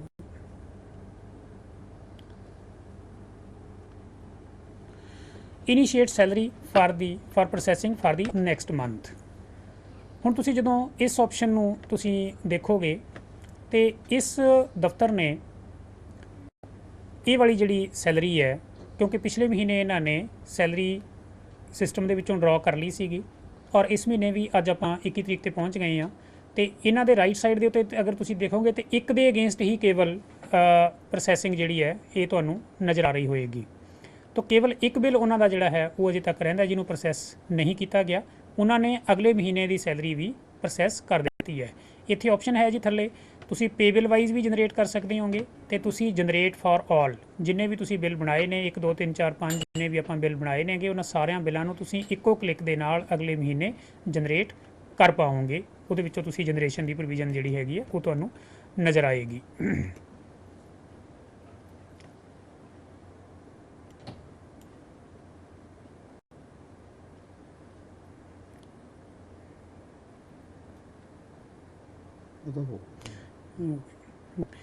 ਹੁਣ ਇਹ ਪੇ ਬਿੱਲ ਸਾਡਾ ਬਣ ਗਿਆ ਜੀ।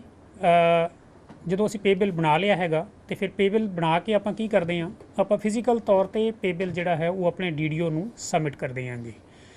ਇਸ ਸਿਸਟਮ ਦੇ ਵਿੱਚ ਕੀ ਪ੍ਰੋਵੀਜ਼ਨ ਹੈ, ਜਦੋਂ ਅਸੀਂ ਪੇ ਬਿੱਲ ਪ੍ਰੋਸੈਸ ਕਰ ਲਿਆ ਜਨਰੇਟ ਕਰ ਲਿਆ ਹੈਗਾ ਤੇ ਇੱਥੇ ਆਪਸ਼ਨ ਹੈਗੀ ਹੈ ਜੀ send salary bill for verification.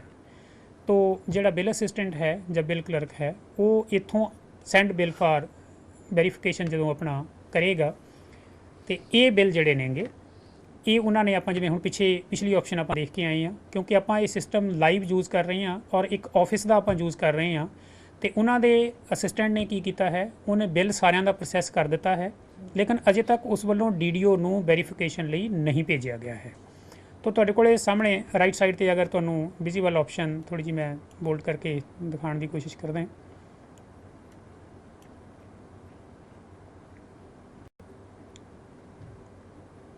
ਨਹੀਂ ਉਹ ਵਿਜ਼ੀਬਲ ਹੋਇਆ ਨਹੀਂ, ਹਾਂ ਹੋਇਆ ਨਹੀਂ। ਇਹ ਆ ਰਿਹਾ ਜੀ ਇੱਥੇ send for verification right side ਦੇ ਉੱਤੇ ਤੁਹਾਨੂੰ ਨਜ਼ਰ ਆ ਰਿਹਾ ਹੋਏਗਾ, ਥੋੜਾ ਜਿਹਾ ਹਲਕਾ ਨਜ਼ਰ ਆ ਰਿਹਾ ਹੋਏਗਾ ਸੈਂਡ ਫਾਰ ਵੈਰੀਫਿਕੇਸ਼ਨ। ਇਹ ਸਾਰੇ ਬਿੱਲ ਪ੍ਰੋਸੈਸ ਹੋ ਗਏ ਆ ਜੀ, ਇਹ ਹੁਣ ਰੈਡੀ ਨੇ। ਇਹ ਬਿੱਲ ਅਸਿਸਟੈਂਟ ਬਿੱਲ ਕਲਰਕ ਆਪਣੇ DDO ਨੂੰ ਭੇਜ ਸਕਦਾ ਹੈ। ਹੁਣ ਉਹਦੇ ਕੋਲ ਇੱਕ ਆਪਸ਼ਨ ਹੈ, ਉਹਨੇ ਬਿੱਲ ਤਿਆਰ ਕਰ ਲਏ ਨੇ ਪ੍ਰੋਸੈਸ ਕਰ ਲਏ ਨੇ ਬਟ ਉਹਨੂੰ ਲੱਗਿਆ ਕਿ ਮੈਂ ਬਿੱਲ ਚੈੱਕ ਨਹੀਂ ਕੀਤੇ ਹੈ, ਕਿਸੇ ਦੀ ਕੋਈ ਐਂਟਰੀ ਮੇਰੇ ਕੋਲੋਂ ਜਿਹੜੀ ਹੈ ਕਿਸੇ ਦੀ ਅਪਡੇਸ਼ਨ ਤਾਂ ਨਹੀਂ ਹੋਣੀ ਸੀਗੀ। ਲੈਫਟ ਸਾਈਡ ਤੇ ਅਗਰ ਤੁਸੀਂ ਦੇਖੋਗੇ ਤੇ ਜਿਹੜੇ ਬਿੱਲ ਨੇ ਇਹਨਾਂ ਦੇ ਹੇਠਾਂ ਲਾਈਨ ਆ ਰਹੀ ਹੈ। ਤਾਂ ਜਿੰਨੇ ਵੀ ਲਾਈਨ ਵਾਲੇ ਬਿੱਲ ਨੇਗੇ ਇਹ ਸਾਰੇ ਬਿੱਲ ਅੱਗੇ ਫਰਦਰ ਇਹਨਾਂ ਨੂੰ ਤੁਸੀਂ ਓਪਨ ਕਰ ਸਕਦੇ ਹੋ। ਇਹਨਾਂ ਨੂੰ ਬਿੱਲ ਨੂੰ ਅਗਰ ਤੁਸੀਂ ਓਪਨ ਕਰੋਗੇ ਤੇ ਇਸ ਤਰੀਕੇ ਨਾਲ ਤੁਹਾਨੂੰ ਇਹ ਅਮਾਊਂਟ ਨਜ਼ਰ ਆ ਜਾਏਗੀ। ਇਸ ਬਿੱਲ ਦੇ ਵਿੱਚ ਇੱਕ ਬੰਦੇ ਦਾ ਬਿੱਲ ਬਣਿਆ, ਉਹਦੀ ਬੇਸਿਕ ਪੇ ਇੰਨੀ ਹੈ, ਗ੍ਰੇਡ ਪੇ ਇੰਨੀ ਹੈ, ਗ੍ਰੋਸ ਸੈਲਰੀ ਉਹਦੀ ਇੰਨੀ ਬਣੀ ਹੈ, ਟੋਟਲ ਡਿਡਕਸ਼ਨ ਇੰਨੀਆਂ ਨੇ ਔਰ ਉਹਦੀ ਨੈਟ ਪੇ ਜਿਹੜੀ ਹੈ ਇੰਨੀ ਬਣੀ ਹੈਗੀ। ਇਹਦੇ ਵਿੱਚ ਵੀ ਅੱਗੇ ਇਸ ਤੋਂ ਵੀ ਅੱਗੇ ਫਰਦਰ ਪ੍ਰੋਵੀਜ਼ਨ ਹੈਗੀ ਕਿ ਤੁਸੀਂ ਇਸ ਦਾ ਬਿੱਲ ਵੀ ਓਪਨ ਕਰ ਸਕਦੇ ਹੋ। ਇਹਨੂੰ ਅਗਰ ਤੁਸੀਂ ਓਪਨ ਕਲਿੱਕ ਕਰੋਗੇ ਤੇ ਤੁਹਾਨੂੰ ਇਸ ਤਰ੍ਹਾਂ ਦਾ ਉਹਦਾ ਪੂਰੀ ਡਿਟੇਲ ਜਿਹੜੀ ਹੈਗੀ ਉਹਦੀ ਨਜ਼ਰ ਆ ਜਾਏਗੀ, ਉਹਦੀ ਪੂਰੀਆਂ ਐਂਟਾਈਟਲਮੈਂਟਸ ਔਰ ਉਸ ਦੀਆਂ ਡਿਡਕਸ਼ਨਸ। ਨਾਟ ਓਨਲੀ ਇਹ ਚੀਜ਼ਾਂ ਨਜ਼ਰ ਆਉਣਗੀਆਂ ਤੁਹਾਨੂੰ, ਇੱਥੇ ਉਸ ਦੀ ਪਿਛਲੇ ਮਹੀਨੇ ਦੇ ਨਾਲ ਇਹ ਉਹਦੀ ਇਸ ਮਹੀਨੇ ਦੀ ਸੈਲਰੀ ਹੈ ਔਰ ਇਹ ਉਹਦੀ ਪਿਛਲੇ ਮਹੀਨੇ ਦੀ ਸੈਲਰੀ ਸੀਗੀ। ਤੇ ਜਿਹੜੀ ਰੈੱਡ ਦੇ ਵਿੱਚ ਉਹ ਦਿਖਾ ਰਿਹਾ ਹੈ, ਉਸ ਰੈੱਡ ਦੇ ਵਿੱਚ ਇਹ ਦਿਖਾ ਰਿਹਾ ਹੈ ਕਿ ਇਸ ਮਹੀਨੇ ਉਸ ਦੇ ਬਿੱਲ ਦਾ ਪਿਛਲੇ ਮਹੀਨੇ ਨਾਲੋਂ ਕੁਝ ਫਰਕ ਹੈ। ਤਾਂ DDO ਨੂੰ as well as bill assistant ਨੂੰ ਇਹ ਚੀਜ਼ ਨਜ਼ਰ ਆਉਂਦੀ ਹੈ ਕਿ ਜੇ 1400 ਰੁਪਏ ਦੇ ਵਿੱਚ ਕੋਈ ਰੈੱਡ ਕਲਰ ਇਟ ਮੀਨਸ ਇਹ ਪਿਛਲੇ ਬਿੱਲ ਨਾਲੋਂ ਡਿਫਰੈਂਸ ਹੈ ਤੇ ਉਹਦੇ ਇਮੀਡੀਏਟਲੀ ਧਿਆਨ ਦੇ ਵਿੱਚ ਆ ਜਾਏਗਾ ਕਿ ਉਹਦੀ ਜਿਹੜੀ 1400 ਰੁਪਏ ਦੀ ਫੈਸਟੀਵਲ ਐਡਵਾਂਸ ਦੀ ਲਾਸਟ ਕਿਸ਼ਤ ਸੀਗੀ ਉਹ ਪਿਛਲੀ ਵਾਰੀ ਕੱਟ ਗਈ ਹੈ, ਕੰਪਲੀਟ ਹੋ ਗਈ ਹੈ, ਇਸ ਕਰਕੇ ਉਸ ਦਾ ਇਸ ਵਾਰੀ ਇੱਥੇ 0 ਹੀ ਆਣਾ ਹੈ। ਤਾਂ ਇਸ ਤਰੀਕੇ ਦੇ ਨਾਲ ਤੁਸੀਂ ਉਸ ਬਿੱਲ ਨੂੰ ਬਣੇ ਹੋਏ ਨੂੰ ਦੁਬਾਰਾ ਸਬਮਿਟ ਕਰਨ ਤੋਂ ਪਹਿਲਾਂ ਚੈੱਕ ਵੀ ਕਰ ਸਕਦੇ ਹੋਗੇ। तो ये सेंड फॉर वेरीफिकेशन आएंगे जी। जो इतों सेंड फॉर वेरीफिकेशन जो ये सारे बिल जोड़े ने एक एक करके भी सारे इकट्ठे भी सेंड फॉर वेरीफिकेशन जो कर दिते गए तो इतों बिल असिस्टेंट के लॉगिन चो निकल के ये बिल जोड़े ने अगे DDO के लॉगिन ID के चले जाने ने। आप पिछे एक ऑप्शन छड़ के आए सी, हुण आपां इस लॉगिन ID के विचों आपां लॉग आउट करते हैं। हुण आपां ये देखते हैं कि जिहड़े बिल इतों सेंड फॉर वेरीफिकेशन ने उन्हां नूं DDO वल्लों अगे की कार्रवाई उसके उत्ते की जानी है।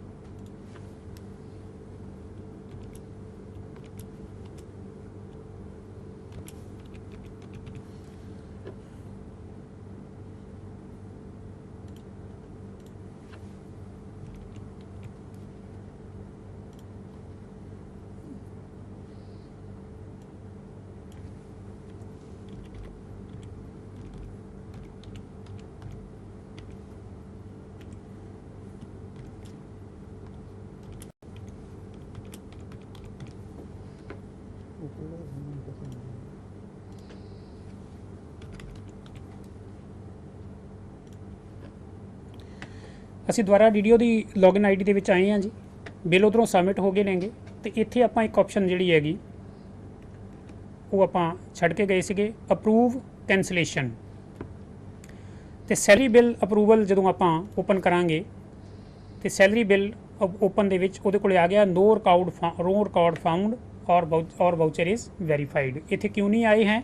ਇੱਥੇ ਇਸ ਕਰਕੇ ਨਹੀਂ ਆਏ ਹੈ ਕਿਉਂਕਿ ਅਜੇ ਤੱਕ ਅਸਿਸਟੈਂਟ ਵੱਲੋਂ ਆਪਣੇ ਬਿੱਲ ਜਿਹੜੇ ਨੇਗੇ ਉਹ ਡੀਡੀਓ ਨੂੰ ਸਬਮਿਟ ਨਹੀਂ ਕੀਤੇ ਗਏ ਹੈ।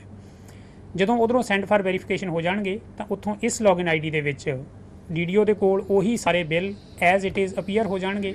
ਜਿਵੇਂ ਉੱਥੇ ਬਿੱਲ ਅਸਿਸਟੈਂਟ ਨੇ ਬਿੱਲ ਇੱਕ ਇੱਕ ਕਰਕੇ ਓਪਨ ਕਰਕੇ ਦੇਖਿਆ ਸੀਗਾ, ਉਸੇ ਤਰੀਕੇ ਦੇ ਨਾਲ ਡੀਡੀਓ ਵੀ ਇੱਥੇ ਇੱਕ ਇੱਕ ਬਿੱਲ ਨੂੰ ਓਪਨ ਕਰਕੇ ਦੇਖ ਸਕਦਾ ਹੈ, ਉਹਦੀਆਂ ਇੰਟਾਈਟਲਮੈਂਟਸ ਦੇਖ ਸਕਦਾ ਹੈ, ਡਿਡਕਸ਼ਨਸ ਦੇਖ ਸਕਦਾ ਹੈ। ਜਿੱਥੇ ਡਿਫਰੈਂਸ ਪਿਛਲੇ ਮਹੀਨੇ ਨਾਲੋਂ ਆਇਆ ਉਹ ਸਿਸਟਮ ਉਸ ਨੂੰ ਰੈੱਡ ਕਲਰ ਦੇ ਵਿੱਚ ਇੰਡੀਕੇਟ ਕਰੇਗਾ, ਉਹਨੂੰ ਦੇਖ ਸਕਦਾ ਹੈ।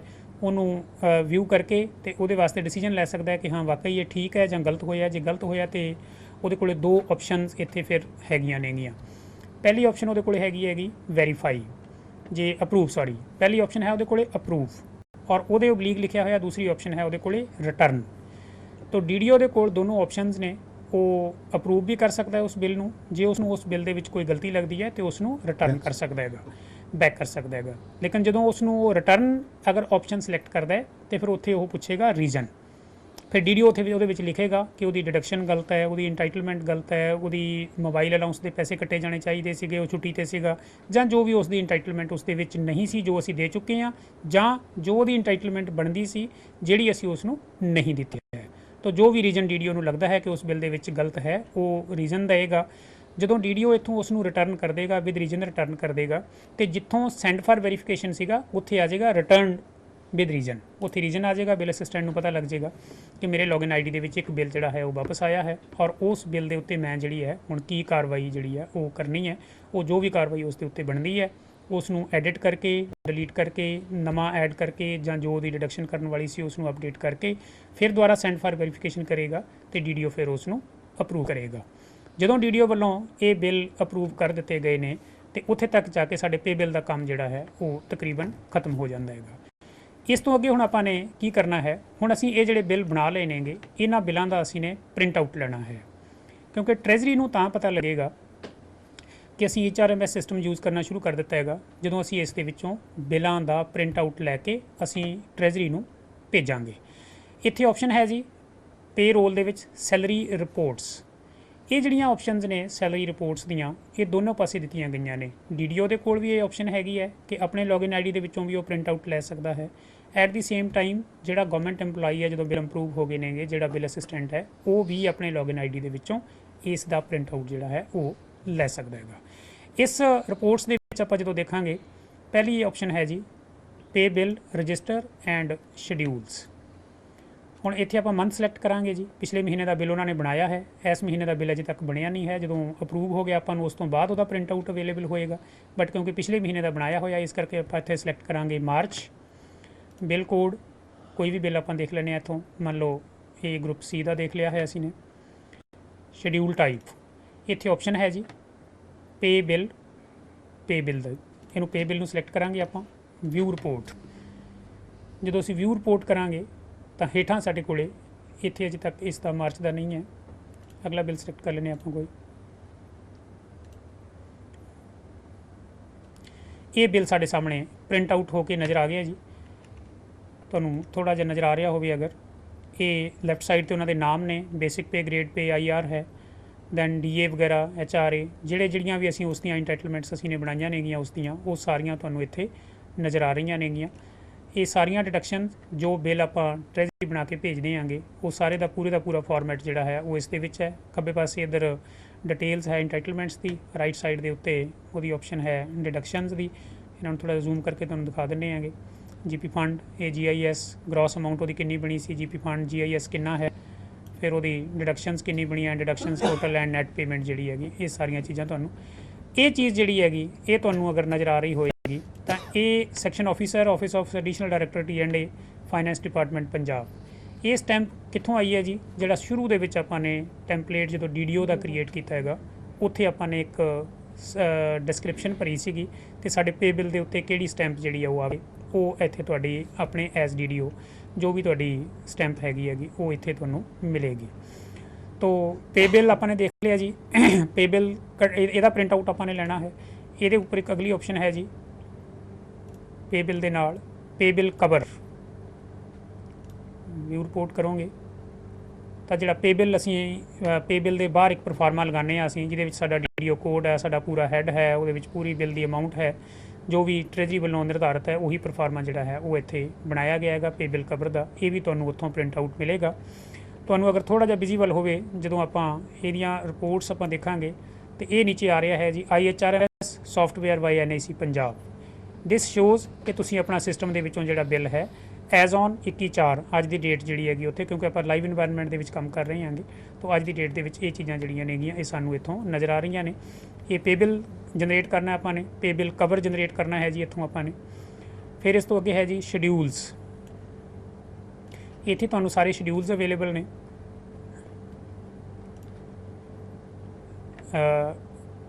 GP ਫੰਡ ਦਾ ਸ਼ਡਿਊਲ ਇੱਥੋਂ ਅਵੇਲੇਬਲ ਹੋਏਗਾ ਜੀ। ਰਿਕਵਰੀ ਹੈ ਜੀਪੀ ਫੰਡ ਦਾ। GP ਫੰਡ ਕਰ ਲੈਣੇ ਜੀ ਇੱਥੋਂ। GP ਫੰਡ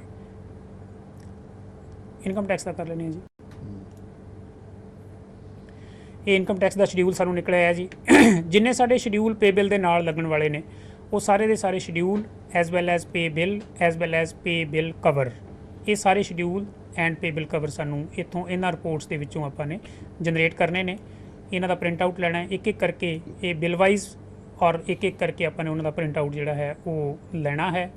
ਉਸ ਨੂੰ ਆਪਾਂ ਨੇ ਜਿਵੇਂ ਆਪਾਂ ਸ਼ੁਰੂ ਦੇ ਵਿੱਚ ਗੱਲ ਕੀਤੀ ਸੀਗੀ ਪੇ ਬਿੱਲ ਦੇ ਨਾਲ।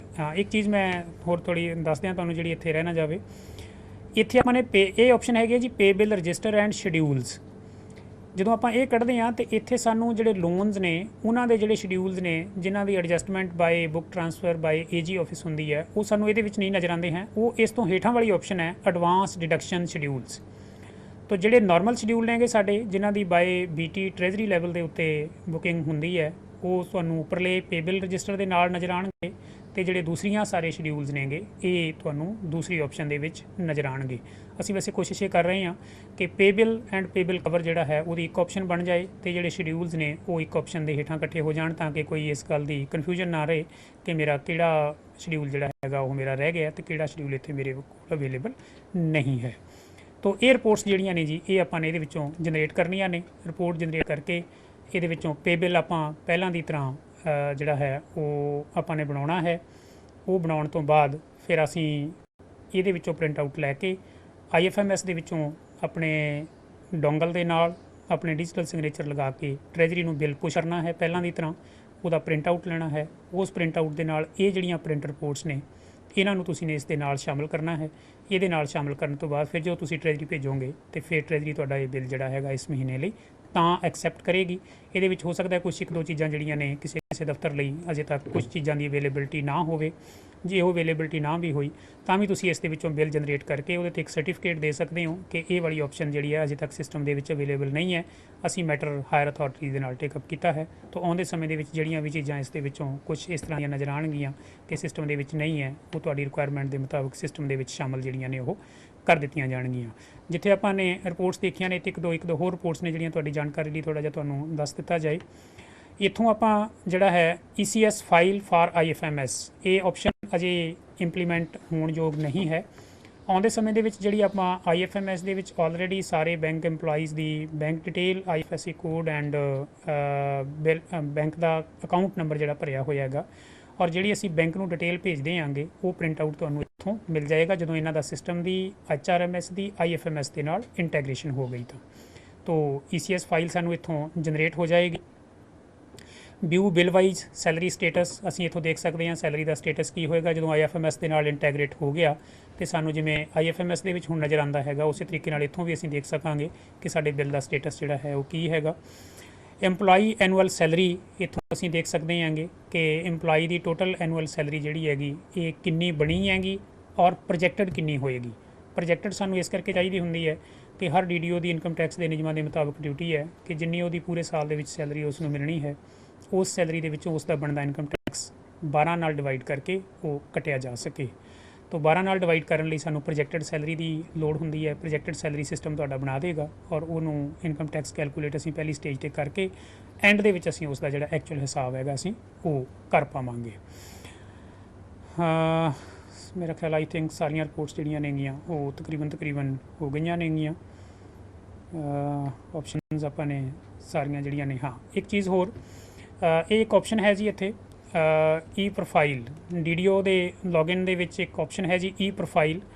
ਇਸ ਨੂੰ ਅਗਰ ਤੁਸੀਂ ਥੋੜ੍ਹਾ ਜਿਹਾ ਦੇਖੋਗੇ, ਇਸ ਦੇ ਵਿੱਚ update my password and download manuals, ਜਿਹੜੇ ਮੈਨੂਅਲਸ ਨੇ ਇੱਥੇ ਜਿਹੜੀ ਚੀਜ਼ ਆਪਾਂ ਹੁਣ ਦੇਖ ਕੇ ਹਟੇ ਹਾਂ, ਇਹ ਯੂਜ਼ਰ ਮੈਨੂਅਲ ਹੈ, ਮੈਨੂਅਲ ਵੀ ਹੈ ਇੱਥੇ, ਅਤੇ ਈ ਸੈਲਰੀ ਦੀ ਇੱਕ ਪ੍ਰੈਜੈਂਟੇਸ਼ਨ ਵੀ ਹੈ। ਤਕਰੀਬਨ ਜਿਹੜੀਆਂ ਚੀਜ਼ਾਂ ਆਪਾਂ ਨੇ ਦੇਖੀਆਂ ਨੇ ਇਸ ਨੂੰ ਤੁਸੀਂ ਡਾਊਨਲੋਡ ਕਰ ਸਕਦੇ ਹੋ। ਡਾਊਨਲੋਡ ਕਰਕੇ PPT ਹੈ 96 ਪੇਜ ਦੀ, ਇਹ ਕੋਈ ਮਹੀਨਾ ਪਹਿਲੇ ਦੀ ਜਿਹੜੀ ਹੈ ਇਹ ਇੱਥੇ ਅਪਲੋਡ ਕੀਤੀ ਹੋਈ ਹੈ। ਕੁਝ ਚੀਜ਼ਾਂ ਉਸ ਤੋਂ ਬਾਅਦ ਸਿਸਟਮ ਦੇ ਵਿੱਚ ਨਵੀਆਂ ਆ ਗਈਆਂ ਨੇਗੀਆਂ, ਉਹ ਚੀਜ਼ਾਂ ਇਸ PPT ਦੇ ਵਿੱਚ ਨਹੀਂ ਹੈ। ਆਉਂਦੇ ਸਮੇਂ ਦੇ ਵਿੱਚ ਅਸੀਂ ਨਵੀਂ PPT ਜਿਹੜੀ ਆ ਉਹ ਵੀ ਇੱਥੇ ਅਪਲੋਡ ਕੀਤੀ ਜਾਏਗੀ। ਤੋ ਈ ਸੈਲਰੀ ਪ੍ਰੈਜੈਂਟੇਸ਼ਨ ਜਿੰਨੀਆਂ ਜਿਹੜੇ ਸਟੈਪਸ ਆਪਾਂ ਨੇ ਦੇਖੇ ਨੇਗੇ ਉਹਨਾਂ ਦੇ ਵਿੱਚੋਂ ਅਗਰ ਤੁਹਾਨੂੰ ਕੋਈ ਭੁੱਲ ਗਿਆ ਜਾਂ ਤੁਹਾਨੂੰ ਕੋਈ ਕਿਸੇ ਵਾਰ 'ਤੇ ਕਲੈਰਿਟੀ ਨਾ ਰਹੀ ਤਾਂ ਤੁਸੀਂ ਇਹ ਈ ਸੈਲਰੀ ਪ੍ਰੈਜੈਂਟੇਸ਼ਨ ਜਿਹੜੀ ਹੈ ਇਸ ਨੂੰ ਡਾਊਨਲੋਡ ਕਰ ਲੈਣਾ ਆਪਣੇ ਕੋਲ, ਇਹਨੂੰ ਆਪਣੇ PC ਦੇ ਉੱਤੇ ਚਲਾ ਕੇ ਦੇਖ ਲੈਣਾ। ਉੱਥੋਂ ਤੁਹਾਨੂੰ ਕੁਝ ਚੀਜ਼ਾਂ ਜਿਹੜੀਆਂ ਨੇਗੀਆਂ ਉਹ ਹੋਰ ਜ਼ਿਆਦਾ ਕਲੈਰਿਟੀ ਹੋ ਜਾਏਗੀ, ਜਾਂ ਜਿਹੜਾ ਚੀਜ਼ ਤੁਹਾਨੂੰ ਕੋਈ ਮਿਸ ਹੋ ਗਈ ਹੈਗੀ ਉਹ ਤੁਹਾਨੂੰ ਇੱਥੋਂ ਤੁਸੀਂ ਆਪਣੀਆਂ ਚੀਜ਼ਾਂ ਜਿਹੜੀਆਂ ਨੇ ਉਹ ਦੇਖ ਸਕਦੇ ਹੋ।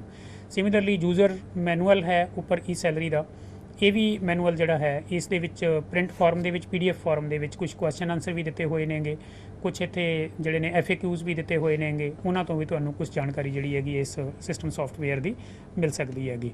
ਕੋਈ ਵੀ DDO ਜਿਹੜਾ ਹੈ ਉਹ ਆਪਣਾ ਅਪਡੇਟ ਪਾਸਵਰਡ, ਇੱਥੋਂ ਆਪਣਾ ਪਾਸਵਰਡ ਤੁਸੀਂ ਕਿਸੇ ਵੇਲੇ ਵੀ ਅਗਰ ਤੁਹਾਨੂੰ ਲੱਗਦਾ ਹੈ ਤੁਹਾਡਾ ਪਾਸਵਰਡ ਕਿਸੇ ਕੋਲ ਚਲਾ ਗਿਆ ਹੈ ਜਾਂ ਸਿਕਿਉਰ ਨਹੀਂ ਹੈ ਜਾਂ ਮੈਂ ਬਦਲਣਾ ਚਾਹੁੰਦਾ ਹੈਗਾ, ਤਾਂ ਤੁਸੀਂ ਇੱਥੋਂ ਆਪਣਾ ਪਾਸਵਰਡ ਜਿਹੜਾ ਹੈ ਉਹ ਆਪਣਾ ਅਪਡੇਟ ਤੁਸੀਂ ਕਰ ਸਕਦੇ ਹੋਗੇ। ਇਹਨਾਂ ਰਿਪੋਰਟਸ ਦੇ ਵਿੱਚ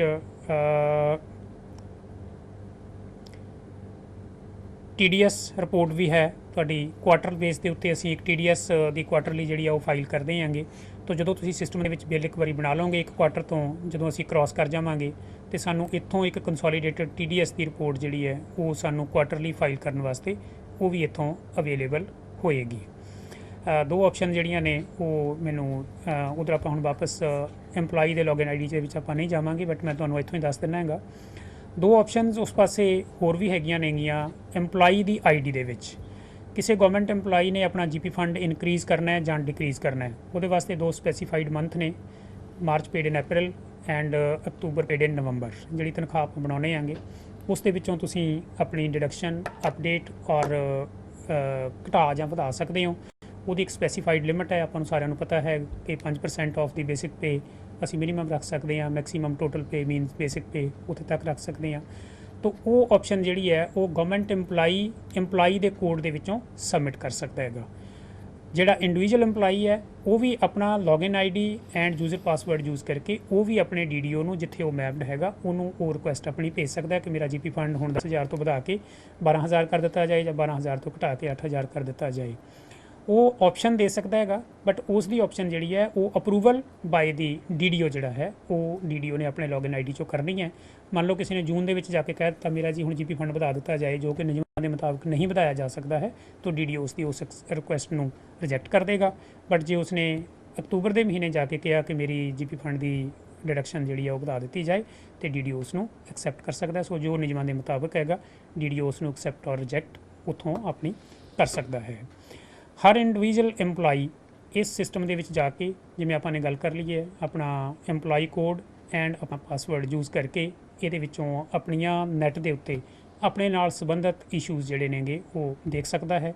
ਇੱਥੋਂ ਆਪਣੀ ਪੇ ਸਲਿੱਪ ਜਿਹੜੀ ਆਪਾਂ ਨਾਰਮਲੀ DDO ਤੋਂ ਲੈਂਦੇ ਆਂਗੇ ਉਹ ਪੇ ਸਲਿੱਪ ਵੀ ਇੱਥੋਂ ਆਪਣੀ ਜਨਰੇਟ ਕਰ ਸਕਦਾ, ਜਿਹਦੇ ਵਿੱਚ ਤੁਹਾਨੂੰ ਟੋਟਲ ਬਾਈਫਰਕੇਸ਼ਨ ਜਿਹੜੀ ਹੈਗੀ ਉਹ ਨਜ਼ਰ ਆਏਗੀ ਕਿ ਕਿਸ EMPLOYEE ਦੀ ਕਿੰਨੀ ਤਨਖਾਹ ਇਸ ਮਹੀਨੇ। ਕਈ ਵਾਰੀ ਬੈਂਕ ਤੋਂ ਕਿਸੇ ਤੋਂ ਜਾਂ ਆਪਾਂ ਨੇ ਕੋਈ ਲੋਨ ਵਗੈਰਾ ਲੈਣਾ ਜਾਂ ਕੁਝ ਹੋਰ ਲੈਣਾ ਹੈ ਤੇ ਉਹ ਇੱਥੋਂ ਜਨਰੇਟੇਬਲ ਇਹਦੇ ਵਿੱਚੋਂ ਹੁਣ ਕਰ ਦਿੱਤੀ ਗਈ ਹੈ। ਸਿਮਿਲਰਲੀ ਤੁਹਾਡੀ GP ਫੰਡ ਦੀ ਕਿੰਨੀ ਡਿਡਕਸ਼ਨ ਹੋਈ ਹੈਗੀ ਉਹ ਤੁਸੀਂ ਆਪਣੀ ਸਟੇਟਮੈਂਟ ਇੱਥੋਂ ਦੇਖ ਸਕਦੇ ਹੋਗੇ। ਤੁਸੀਂ ਆਪਣੀ ਇਨਕਮ ਟੈਕਸ ਦਾ ਖਾਤਾ ਤਿਆਰ ਕਰਨ ਲਈ ਇੱਥੋਂ total salary for the year select ਕਰਕੇ ਤੁਸੀਂ ਇੱਥੋਂ ਆਪਣੀ ਸੈਲਰੀ ਜਿਹੜੀ ਹੈਗੀ ਉਹ ਟੋਟਲ ਬਣਾ ਕੇ ਉਹਦੇ ਤੋਂ ਆਪਣਾ ਇਨਕਮ ਟੈਕਸ ਦਾ ਹਿਸਾਬ ਜਿਹੜਾ ਹੈ ਉਹ ਆਪਣਾ ਇੱਥੋਂ ਕਰ ਸਕਦੇ ਹੋਗੇ। ਆਉਂਦੇ ਸਮੇਂ ਦੇ ਵਿੱਚ ਜਿਹੜੀਆਂ ਕੁਝ ਹੋਰ ਆਪਸ਼ਨਸ ਨੇਗੀਆਂ ਉਹ ਜਿਵੇਂ ਜਿਵੇਂ ਸਿਸਟਮ ਅੱਗੇ ਵੱਧਦਾ ਜਾਏਗਾ ਉਸ ਤਰੀਕੇ ਨਾਲ ਇਹਦੇ ਵਿੱਚੋਂ ਆਉਂਦੀਆਂ ਜਾਣਗੀਆਂ।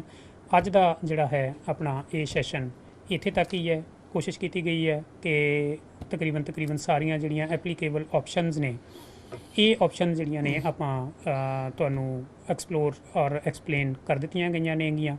ਫਿਰ ਵੀ ਅਸੀਂ 15 ਮਿੰਟ ਇੱਥੇ ਆ।